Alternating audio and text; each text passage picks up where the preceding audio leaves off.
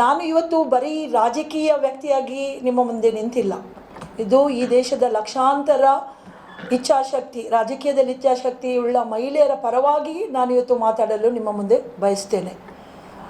80ರ ದಶಕದಲ್ಲಿ ಸನ್ಮಾನ್ಯ ಆಗಿನ ಪ್ರಧಾನಮಂತ್ರಿ ಆಗಿದ್ದ ರಾಜೀವ್ ಗಾಂಧಿ ಅವರ ಕನಸು ಏನಾಗಿತ್ತು ಅಂದರೆ ಮಹಿಳೆಯರಿಗೆ ಮೀಸಲಾತಿ ತರಬೇಕು. ಆವಾಗ ಆ 80ರ ದಶಕದಲ್ಲಿ ಬರೀ ಬೆರಳೆಣಿಕೆಯಷ್ಟೇ ಮಹಿಳೆಯರು ರಾಜಕೀಯದಲ್ಲಿದ್ದರು. ಆದರೂ ಅವರ ದೂರದೃಷ್ಟಿ ಆವಾಗನೇ ಇತ್ತು. ಅವರು ಒಂದು ಕ್ರಾಂತಿಯನ್ನು ಈ ದೇಶಕ್ಕೆ ತಂದರು.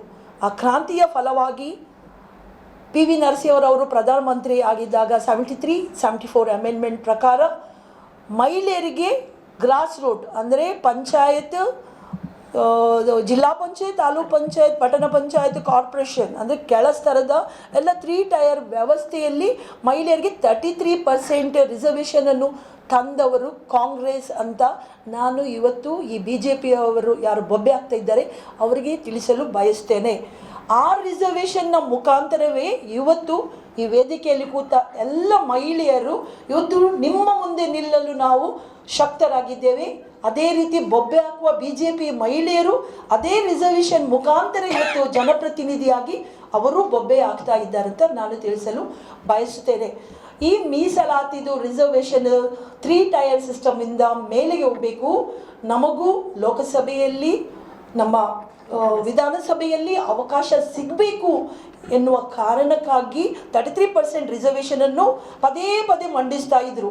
2013ನಲ್ಲಿ ಮನಮೋಹನ್ ಸಿಂಗ್ ಸರ್ಕಾರ ಇರುವಾಗ ಈ ಬಿಲ್ಲನ್ನು ಮಂಡನೆ ಮಾಡುವಾಗ ರಾಜ್ಯಸಭೆಯಲ್ಲಿ ಅದಕ್ಕೆ ಬಹುಮತ ಸಿಕ್ಕಿತು, ಲೋಕಸಭೆಯಲ್ಲಿ ಅಲ್ಲಿ ಬಿದ್ದು ಹೋಯಿತು, ಮೆಜಾರಿಟಿ ಇಲ್ಲದ ಕಾರಣ. ಪದೇ ಪದೇ ಈ ಬಿಲ್ಲಿನ ಬಗ್ಗೆ ಬೊಬ್ಬೆಗಳು, ಬೇರೆ ಬೇರೆ ಡಿಬೇಟ್ಗಳು ನಡೆಯಿತು. ಮಹಿಳೆಯರಿಗೆ ಮೀಸಲಾತಿ ನೀಡಬೇಕು, ಆದರೆ ಏನೂ ಆಗಿರಲಿಲ್ಲ. ಪದೇ ಪದೇ ನಾವು ಹೋಪ್ಸಲ್ಲಿದ್ದೆವು, ಯಾವಾಗ ನಮಗೆ ಒಂದು ನಾವು ಕೂಡ ಭಾವಿಸಿದ್ದು ನಮಗೂ ಕೂಡ ಸಮಾಂತರ ಹಕ್ಕು ಈ ಒಂದು ರಾಜಕೀಯದಲ್ಲಿ ಸಿಗುತ್ತೆ ಅಂತ. ಆದರೆ ಯಾವಾಗ ನಮಗೆ ಈ ಸಮಾನತೆ ಸಿಗಲಿಲ್ವಾ ನಾವು ಕೂಡ ಬೇಡಿಕೆ ಇಟ್ಟೆವು. ನಮಗೂ 33% ರಿಸರ್ವೇಷನ್ ಬೇಕಿತ್ತು. ಯಾಕೆಂದರೆ ನಾವು ಕೂಡ MLA ಟಿಕೆಟ್ ಕೇಳುವವರು, MP ಟಿಕೆಟ್ ಕೇಳುವ ಮಹಿಳೆಯರು ನಾವು ಭಾಳಷ್ಟು ಮಂದಿ ಈ ಜಿಲ್ಲೆಯಲ್ಲಿ ಕೂಡ ನಾವು ಇದ್ದೇವೆ. ನಮಗೆ ಅವಕಾಶ ಸಿಕ್ಕಿಲ್ಲ. ಸೊ ಎಲ್ಲರದ್ದು ಒಂದು ವಿಶ್, ನಮಗೆ 33% ರಿಸರ್ವೇಷನ್ ಬೇಕು ಅಂತ. ಈಗ ತಮ್ಮ ಗಮನಕ್ಕೆ 2023ಯಲ್ಲಿ ಓಕೆ, ಸನ್ಮಾನ್ಯ ಮೋದಿ ಅವರ ನೇತೃತ್ವದ ಸರ್ಕಾರ ಇರುವಾಗಲೇ 450 ಮೆಜಾರಿಟಿ ವೋಟ್ಸಲ್ಲಿ ಈ ಬಿಲ್ ಪಾಸ್ ಆಯಿತು, ಹೌದಲ್ವಾ? ಬಿಲ್ ಪಾಸ್ ಆಯಿತು. 2023ಇಂದ ಇವತ್ತು 2026 ನಾವು ಕೆಲವೊಮ್ಮೆ ಕಠೋರ ನಿರ್ಧಾರಗಳನ್ನು ತೆಗೆದುಕೊಳ್ಬೇಕು. ಈ ದೇಶದ ನಮ್ಮ ಪ್ರಧಾನಮಂತ್ರಿ Rajiv Gandhi it a strong decision, bold decision ತಗೊಂಡ್ರು, ಇಂಪ್ಲಿಮೆಂಟ್ ಮಾಡಿದ್ರು.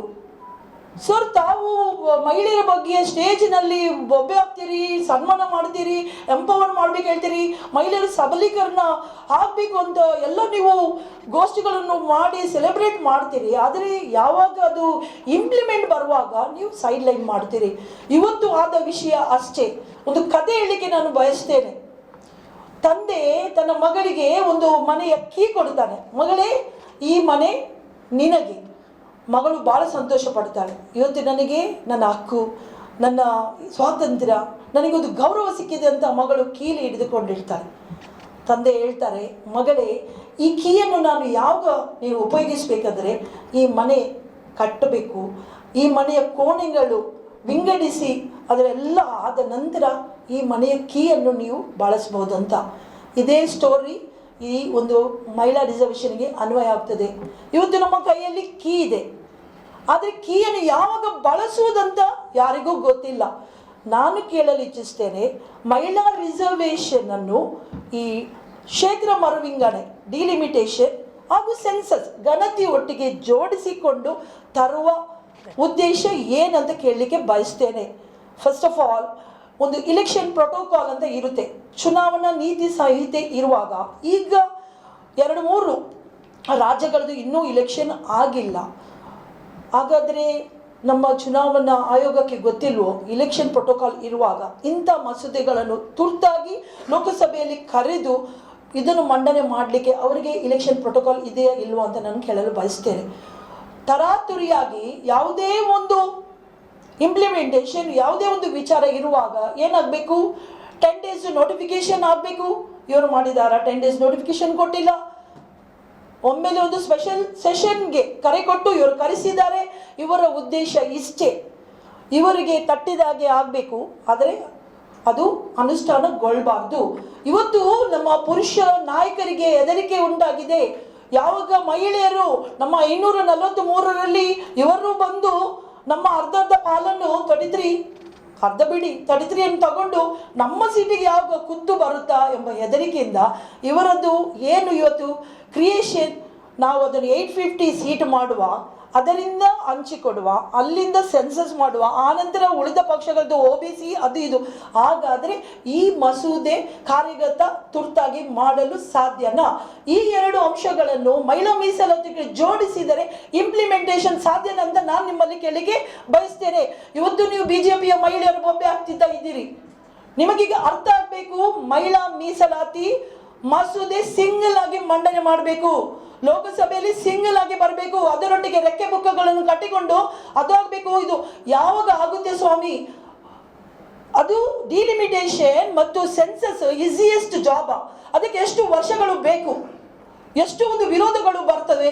ನಮ್ಮ ಮಹಿಳಾ ಮೀಸಲಾತಿ ಏನು ತೊಂದರೆ ಇದೆ ನಿಮಗೆ? ನೀವು 450 ಮೆಜಾರಿಟಿ, ಯಾವಾಗ ಕಾಂಗ್ರೆಸ್ ಸಪೋರ್ಟ್ ಕೊಟ್ಟಿದೆ, ಎಲ್ಲ ಪಕ್ಷಗಳು 450 ಮೆಜಾರಿಟಿ ಇಟ್ಟು 23ರಲ್ಲಿ ನೀವು ಈ ಮಸೂದೆಯನ್ನು ಪಾಸ್ ಮಾಡಿದ್ದೀರಾ. ನಿಮಗೆ ಜಾರಿ ಮಾಡಲಿಕ್ಕೆ ಏನು ತೊಂದರೆ ಆಗಿತ್ತು? ಯಾಕೆ ನೀವು ದೊಡ್ಡ ಮನಸ್ಸು ಮಾಡಲಿಲ್ಲ ಅಂತ ಕೇಳಿಕೆ ಇಚ್ಛಿಸ್ತೇನೆ. ಕಾಂಗ್ರೆಸ್ ಎಂದಿಗೂ ವಿರೋಧ ಅಲ್ಲ ಮಹಿಳೆಯರಿಗೆ. ಇವತ್ತು ನಮ್ಮ ಜಿಲ್ಲೆಯಲ್ಲಿ ಈ ಸ್ಥಾನದಲ್ಲಿ ಈ ಬೋರ್ಡ್ ಚೇರ್ಮನ್ಗಳು ನಾವು 5-6 ಮಂದಿ ಮಹಿಳೆಯರಾಗಿದ್ದೇವೆ. ಇದೆಲ್ಲ ಅವಕಾಶವನ್ನು ನಮಗೆ ಕಾಂಗ್ರೆಸ್ ಸರ್ಕಾರ ಕೊಟ್ಟಿದ್ದು. ನೋಡುವ ಈ ಜಿಲ್ಲೆಯ ಎಷ್ಟು ಮಂದಿ BJPಯ ಮಹಿಳೆಯರಿಗೆ ಇಂಥ ಒಂದು ಪ್ರಾತಿನಿಧ್ಯ ಯಾರು ಕೊಟ್ಟಿದ್ದಾರೆ ಅಂತ ಹೇಳಿ ನಾನು ಅವ್ರದ್ದು ಕೇಳಿಕೆ ಬಯಸ್ತೇನೆ. ಎಷ್ಟು ಮಂದಿ ಇದ್ದಾರೆ? ಇವತ್ತು ನಮ್ಮ ಸಿದ್ದರಾಮಯ್ಯ ಸರ್ಕಾರ ಏನು ಮಾಡಿದೆ? ಒಂದು ಕೈಯಲ್ಲಿ ಹಣ, ಗೌರವ, ಸ್ವಾತಂತ್ರ್ಯ ಮಹಿಳೆಯರಿಗೆ ಕೊಟ್ಟಿದೆ, ಇನ್ನೊಂದು ಕೈಯಲ್ಲಿ BJP promises, only promises, no implementation. ಏನು ಮಾಡಿದ್ದಾರೆ? ಬರೀ ನಮ್ಮ ಟೈಮಲ್ಲಿ ನಾವು ಮಾಡ್ತಾ ಇದ್ದೇವೆ. ಇವತ್ತು ಬೊಬ್ಬೆ ಹಾಕುವ ಎಲ್ಲ BJPಯ ಮಹಿಳೆಯರಿಗೆ ಯಾರು ವಿರೋಧ ಮಾಡ್ತಾರೋ ಅವರಿಗೆ ನಾನು ಕೇಳಲು ಬಯಸುತ್ತೇನೆ.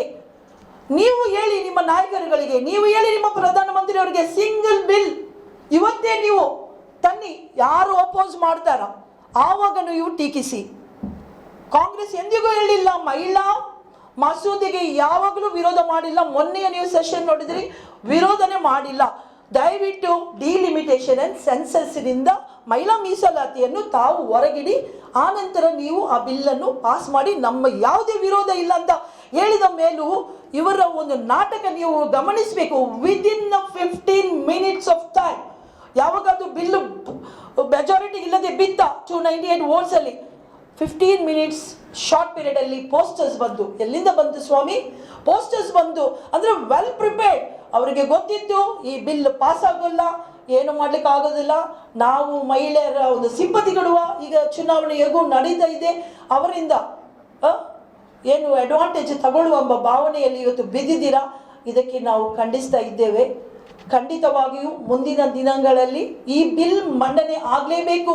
ನಮ್ಮ ಕೈಯಲ್ಲಿ ಕೀ ಇದೆ, ಉಪಯೋಗಿಸುವ ನಮಗೆ ಡೋರ್ ಸಿಕ್ಕಿಲ್ಲ. ಆ ಡೋರ್ನ ವ್ಯವಸ್ಥೆಯನ್ನು ನಮ್ಮ ಮಾನ್ಯ ಪ್ರಧಾನಮಂತ್ರಿ ಅವರು ಮಾಡಬೇಕು. ಅವ್ರು ಹೇಳ್ತಾರೆ ಸಬ್ಕಾ ಸಾಥ್ ಸಬ್ಕಾ ವಿಕಾಸ್, ಮಹಿಳೆಯರ ಒಂದು ಏನು ಸಬಲೀಕರಣ ಆಗಬೇಕು. ಈ ದೇಶದಲ್ಲಿ ಮಹಿಳೆಯರು ನಾವು ಅರ್ಧದಷ್ಟು ಪಾಪ್ಯುಲೇಷನ್ ಇದ್ದ ಮೇಲೂ ನಮಗೆ ಈ ಒಂದು ರೆಪ್ರೆಸೆಂಟೇಷನ್ ನಾವು ಸಿಗ್ತಾ ಇಲ್ಲ. ಎಲ್ಲ ಮಹಿಳೆಯರ ಪರವಾಗಿ ನಾವು ಇವತ್ತು ಕೇಳ್ತಾ ಇದ್ದೇವೆ, ಸಿಂಗಲ್ ಬಿಲ್ ಅನ್ನು ನೀವು ಇಂಪ್ಲಿಮೆಂಟ್ ಮಾಡಿ. Already the law has been passed.